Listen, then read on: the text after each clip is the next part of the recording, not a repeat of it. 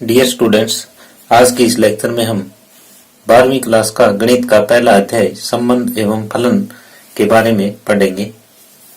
तो संबंध एवं फलन इसको पढ़ने से पहले हम 11वीं क्लास में एक बार पहुंचते हैं कि 11वीं क्लास में हमने संबंध के बारे में क्या सीखा था। तो 11वीं क्लास में हमने सबसे पहले कार्तीय गुणन के बारे में सीखा था कि कार्तीय गुणन किस प्रकार से हम ज्ञात करते हैं। तो वो उसकी एक बार हम दोहराई करवाते हैं आपको। जैसे हमारे पास दो ऐरिक समुच्चय होते हैं कि 1, 2, 3 इसके ये अवयव हैं और दूसरा ऐरिक समुच्चय है 7, 8, 9। हमने कोई दो ऐरिक समुच्चय ले लिए तो इनका हमें कार्तीय गुणनफल ज्ञात करना है।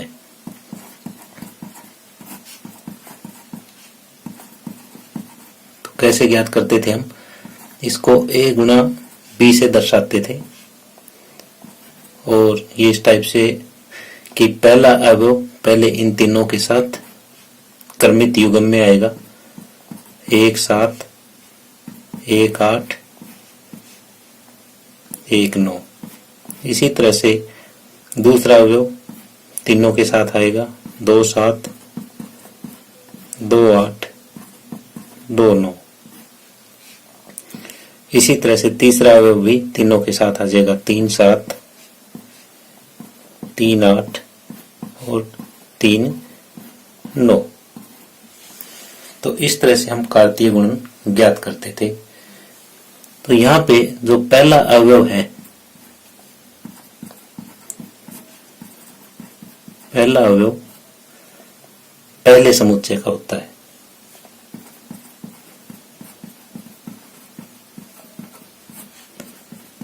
और जो दूसरा अवयव है वो दूसरे समुच्चय से होगा।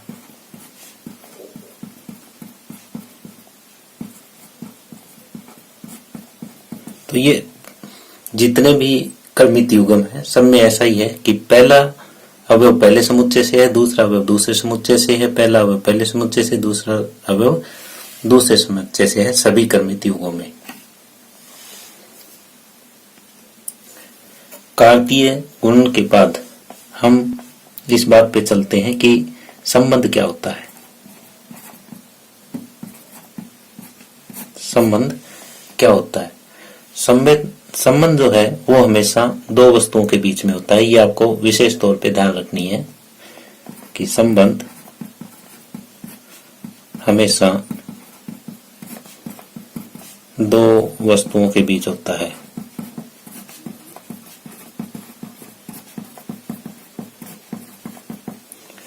कैसे? जैसे मैं एक एग्जांपल ले रहा हूं यहाँ पे, राम सोहन का पिता है। एक एग्जांपल और लेता हूं, ए बी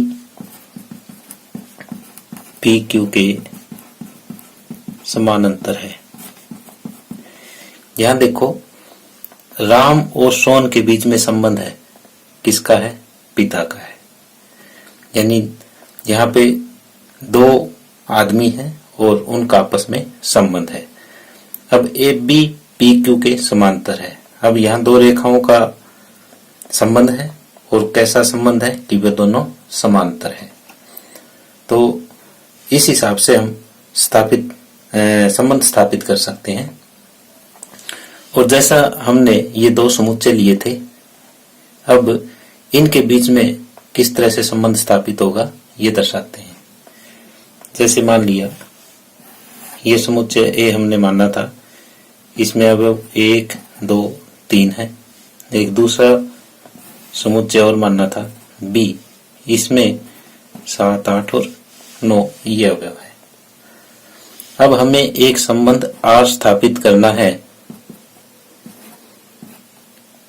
ए से बी के बीच में,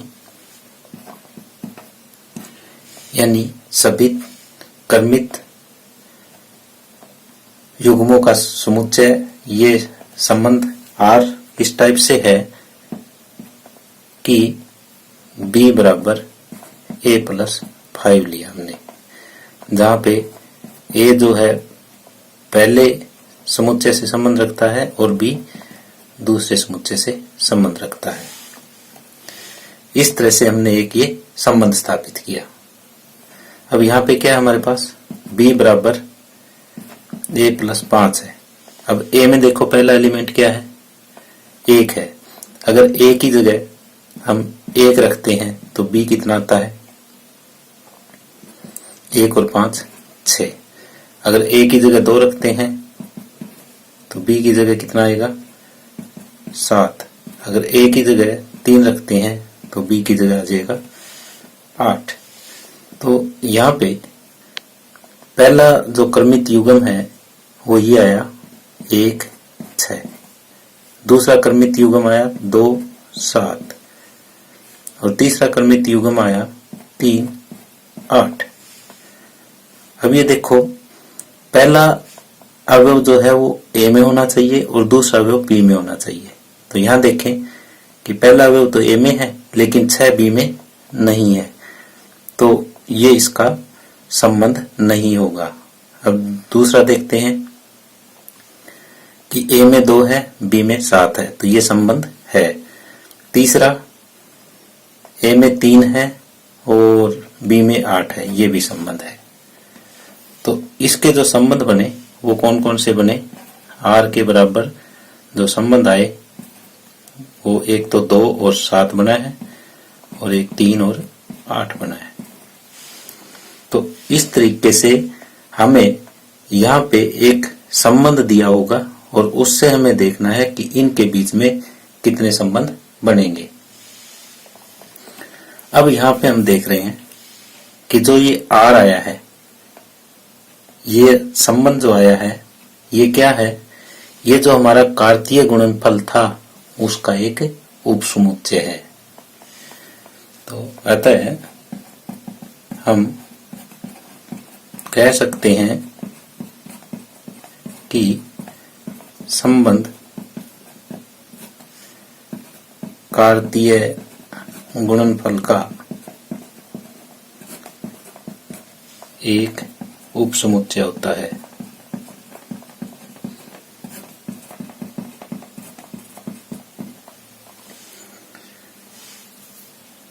डियर स्टूडेंट्स, हमने 11वीं क्लास में भी संबंध पढ़े थे और अब 12वीं क्लास में भी पढ़ रहे हैं, लेकिन इन दोनों में डिफरेंस है।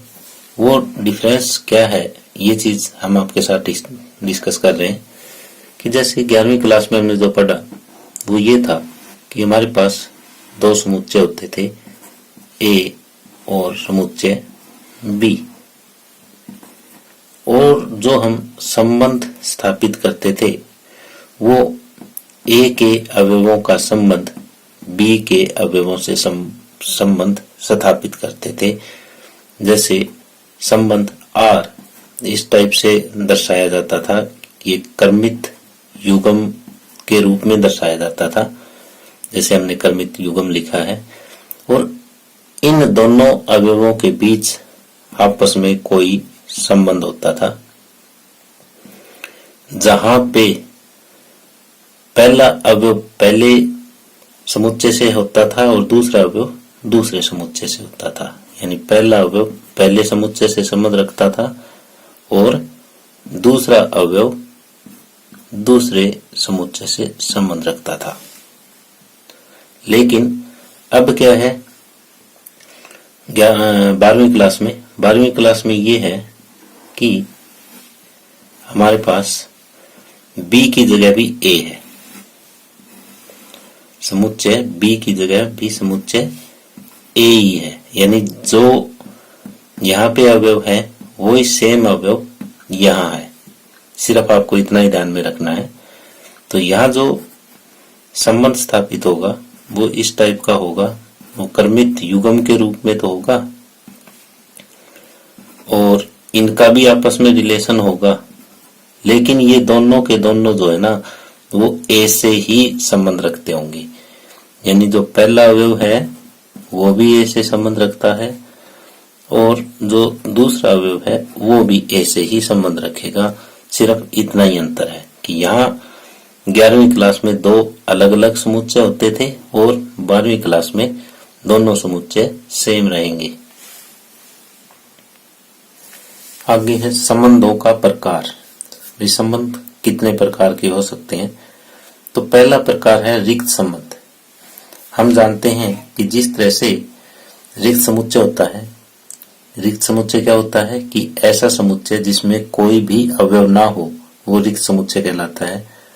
उसी तरह से हम देखें कि रिक्त संबंध, तो ऐसा संबंध जिसमें कोई भी कर्मित युग्म ना हो, वो रिक्त संबंध कहलाता है। हम समझने के लिए ये लिख सकते हैं कि ऐसा संबंध जिसमें कोई भी कर्मित युग्म न हो, रिक्त संबंध कहलाता है।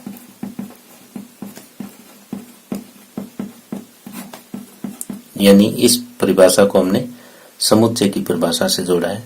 जैसे रिक्त समुच्चय की परिभाषा होती है, उसी तरह से हम रिक्त संबंध की परिभाषा यहाँ पे बना रहे हैं। जैसे यहाँ पे पहले एक उदाहरण ले रहे हैं, फिर इसकी मेन परिभाषा पे पहुंचेंगे।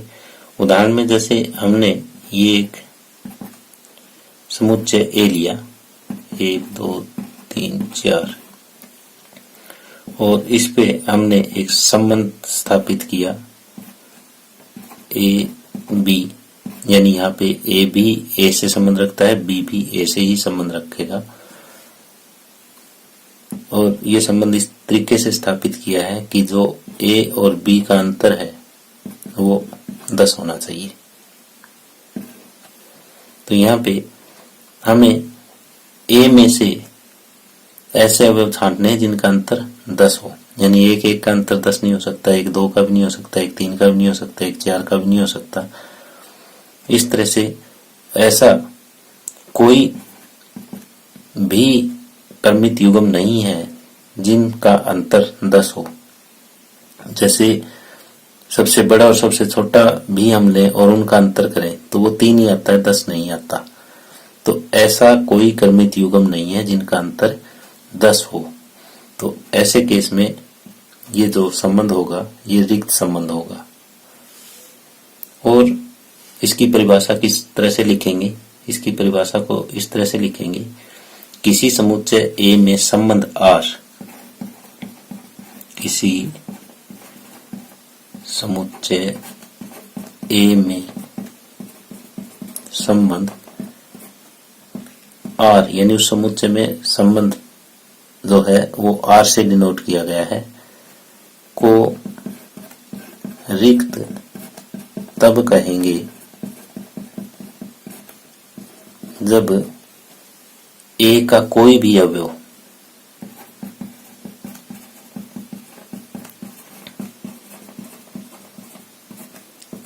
ए के किसी भी अवयव से संबंधित न हो।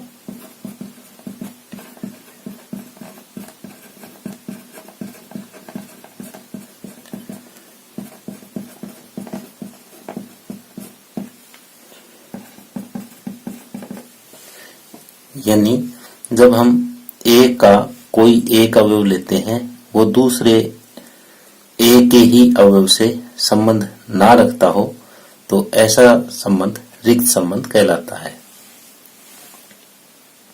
आगे है दूसरी टाइप, सार्वत्रिक संबंध। किसी समुच्चय ए में संबंध आर को सार्वत्रिक संबंध तब कहेंगे यदि ए का प्रत्येक अवयव ए के सभी अवयवों से संबंध रखता हो। यानी हरेक अवयव के साथ संबंध रखना चाहिए, और वो भी सेम सेट में, ए में। तो इसके लिए एक उदाहरण देते हैं कि जैसे ए के बराबर 1 2 3 है और आर, इस टाइप का एक संबंध स्थापित कर रहे हैं हम। ए बी ए से संबंध रखता है, बी भी ए से संबंध रखता है, और यहाँ पे b-1 पूर्णांक है।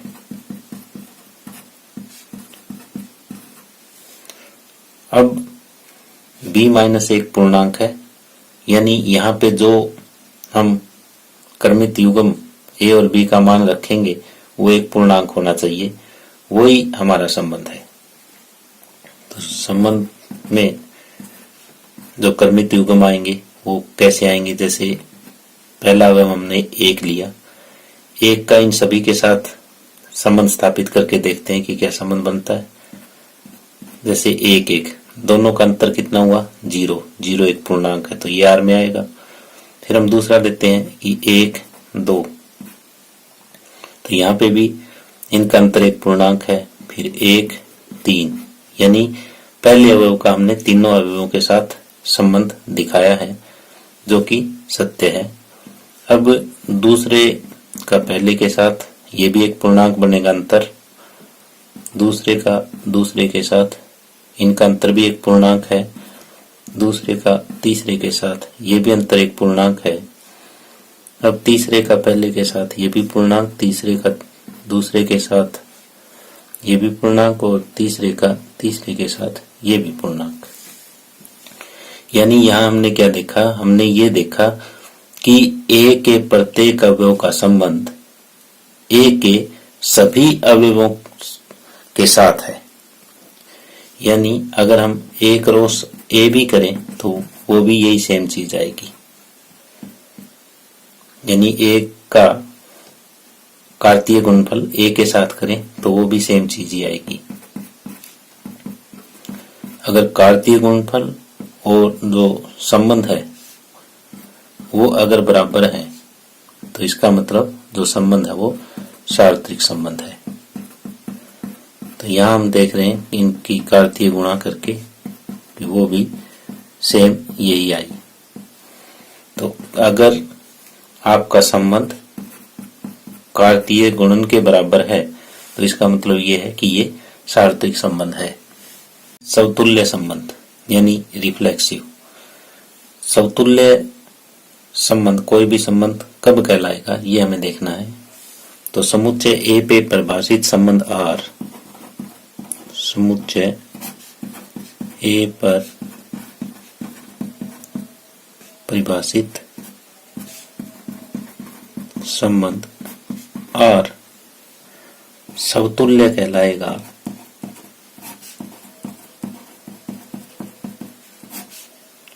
यदि प्रत्येक ए अगर ए से संबंध रखता है तो ए आर से संबंध रखेगा। यानी जितने भी अवयव ए में हैं उन सभी के लिए ए आर से संबंध रखेगा, यानी पहला अवयव और दूसरा अवयव दोनों सेम होने चाहिए। अब दूसरा है सममित यानी सिमेट्रिक। ये भी इसी तरीके से लिखेंगे कि समुच्चय ए पे परिभाषित संबंध R, समुच्चय ए पर परिभाषित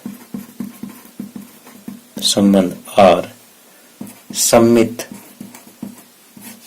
कहलाएगा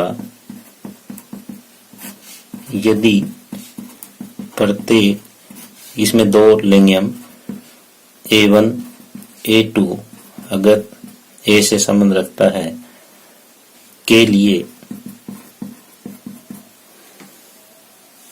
अगर A1 A2 R से संबंध रखता है, इससे हमें क्या प्राप्त हो, इससे यह प्राप्त हो कि A2 A1 भी R से संबंध रखेगा।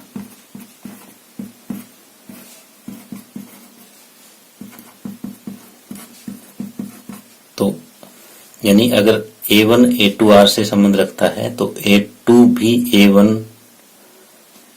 A1 भी R से संबंध रखता होना चाहिए, तभी ये सम्मित है, अदरवाइज सम्मित नहीं है। अब तीसरा है सकारात्मक यानी ट्रांजिटिव। यही बात सेम यहाँ पे लिखेंगे जो परिभाषा शुरुआत करने की है कि समुच्चय ए पर परिभाषित संबंध R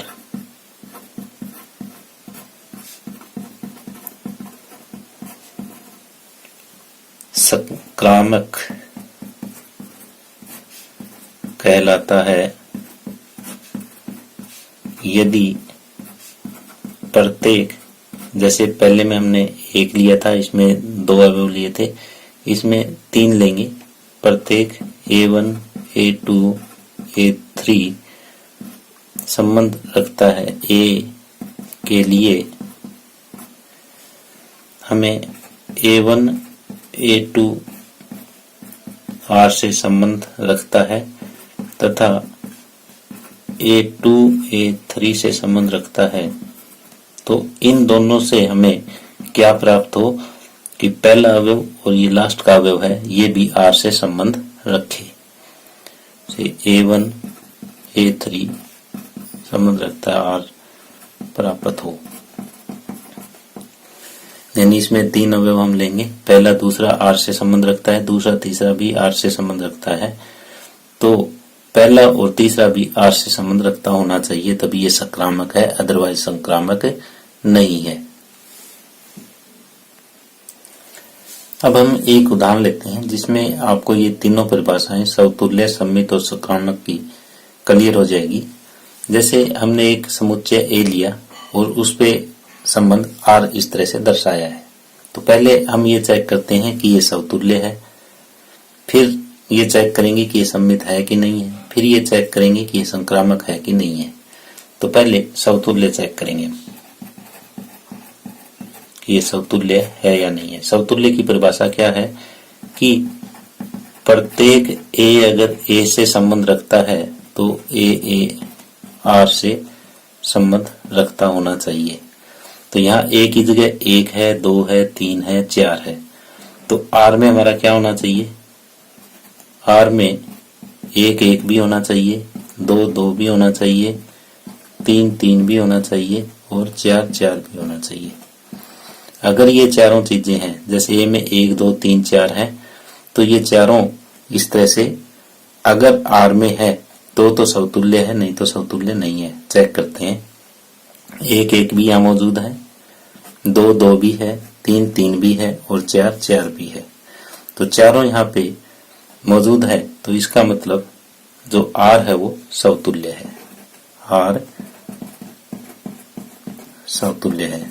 अगर इनमें से एक भी नहीं होता, जैसे मान लिया कि ये 3 3 नहीं होता यहाँ पे, तो ऐसे केस में ये समतुल्य नहीं होता, क्योंकि प्रत्येक A के लिए सेटिस्फाई नहीं होता।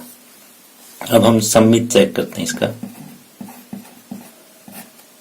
सम्मित क्या कहता है कि प्रत्येक A1 A2 अगर A से संबंध रखता है और यहाँ पे A1 A2 जो ऑर्डर पे है वो R से संबंध रखे और इसका विपरीत भी इसी R में होना चाहिए, यानी पहले वाला बाद में, बाद वाला पहले भी R में होगा तो ये सम्मित है, अदरवाइज सम्मित नहीं है। यहाँ देखते हैं, जिस तरह से जो दोनों एक जैसे हैं उनको तो हम छोड़ देंगे, बचे हुए में चेक करेंगे।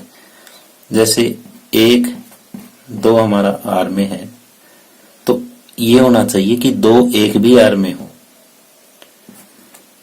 2 1 भी R में है, 1 2 R में है तो 2 1 भी R में है, तो इसका मतलब ये सम्मित है, क्योंकि और तो कोई अवयव बचा ही नहीं, बाकी तो सारे ये डबलेट थे, यानी जो दोनों एक जैसे थे वो है, और बचे दो में जो ये संबंध बन रहा है ये सम्मित संबंध बन रहा है, क्योंकि 1 2 अगर R से संबंध रखता है तो 2 1 भी R में है, तो इसका मतलब ये R सम्मित है। तीसरा हम चेक करते हैं संक्रामक है कि नहीं है। संक्रामक के लिए ये होता है कि प्रत्येक A1 A2 A3 अगर A से संबंध रखता है तो A1 A2 R से संबंध रखे, A2 A3 R से संबंध रखे, तो इससे हमें जो प्राप्त होगा वो ये होगा कि A1 A3 भी अगर R से संबंध रखता है तो ये संक्रामक है, नहीं तो नहीं है। इस केस में हम देखते हैं कि 1 2 जो है वो आर से संबंध रखता है, 2 1 भी आर से संबंध रखता है। अब क्या आना चाहिए, ये आना चाहिए कि पहला और तीसरा यानी 1 1 भी आर से संबंध रखता हुआ होना चाहिए, जो कि यहाँ पे है, जो कि सत्य है। तो अतः ये संक्रामक भी है। अतः दिया गया जो उदाहरण है वो समतुल्य भी है, सम्मित भी है और संक्रामक भी है। यानी ये तीनों कंडीशन पूरी करता है दिया हुआ उदाहरण। अब हम आपके सामने एक ऐसा उदाहरण ले रहे हैं जो इन तीनों में से किसी भी कंडीशन को पूरा नहीं करता। तो इस उदाहरण में हमें ये है कि समुच्चय ए में वही एलिमेंट लिए हमने 1 2 3 4 और आर इस तरह से दर्शाया है 1 2 3 4 और 4 3, ये संबंध दर्शा लिया। अब दिखाना है कि ये संबंध समतुल्य है, सम्मित है या संक्रामक है या तीनों ही नहीं है। तो पहले हम समतुल्य चेक करते हैं। समतुल्य के लिए हमारे आर में क्या क्या होने चाहिए, आर में कौन कौन से अवयव होने चाहिए, 1 1 होना चाहिए, 2 2 होना चाहिए, 3 3 होना चाहिए और 4 4 भी होना चाहिए। ये अवयव होने चाहिए क्योंकि यहाँ पे ये 4 दे रखा है। तो यहाँ पे हम देख रहे हैं तो न तो 1 1 है, न 2 2 है, न 3 3 है, न 4 4 है। तो यहाँ 1 भी नहीं है, तो ये समतुल्य नहीं है। होने क्या चाहिए थे, होने तो चारों चाहिए थी। अगर 1 भी इन चारों में से कम है तो वो समतुल्य नहीं होगा। तो यहाँ पे ये लिख सकते हैं कि क्योंकि 1 1 संबंध आर में नहीं है, अतः ये समतुल्य नहीं है। अब दूसरा सम्मित चेक करते हैं।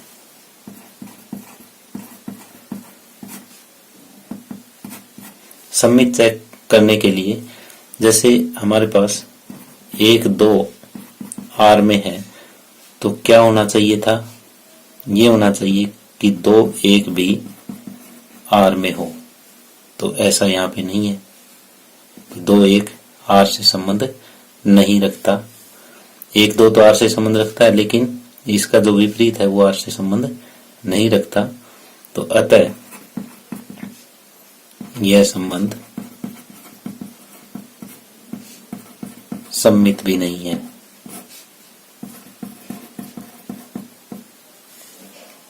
अब तीसरा हम लेते हैं संक्रामक। संक्रामक के लिए क्या करें, जैसे यहाँ पे हम देख रहे हैं 3 4 आर में है और साथ में 4 3 भी आर में है। तो संक्रामक क्या कहता है कि अगर ए बी आर में है, बी सी आर में है तो ए सी भी आर में होना चाहिए, तो संक्रामक है, नहीं तो नहीं है। तो यहाँ से क्या होना चाहिए था, यहाँ से ये होना चाहिए था कि 3 3 यानी पहला और लास्ट ये भी कहाँ हो, आर में होना चाहिए, लेकिन ऐसा नहीं है। तो अतः यह संबंध संक्रामक भी नहीं है।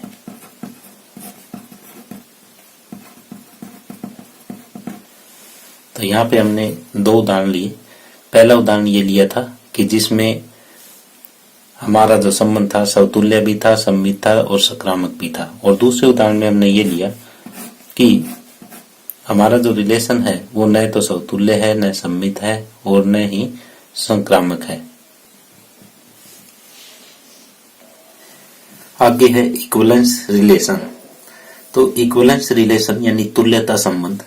तुल्यता संबंध क्या होता है कि ऐसा संबंध जो समतुल्य भी हो, सम्मित भी हो और संक्रामक भी हो, तो वो संबंध तुल्यता संबंध कहलाता है। यानी इसकी परिभाषा कैसे लिखेंगे कि ए पे परिभाषित संबंध आर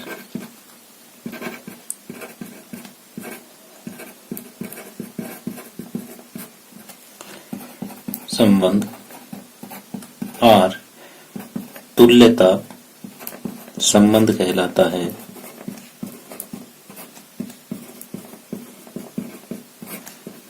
यदि वह समतुल्य हो,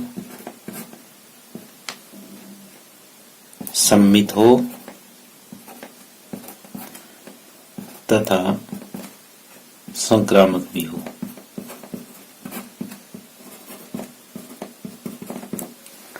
तुल्यता संबंध किसे कहेंगे? ऐसा संबंध जो समतुल्य, सममित और संक्रामक तीनों हो, वो तुल्यता संबंध कहलाता है, यानी इक्विवेलेंस रिलेशन कहलाता है।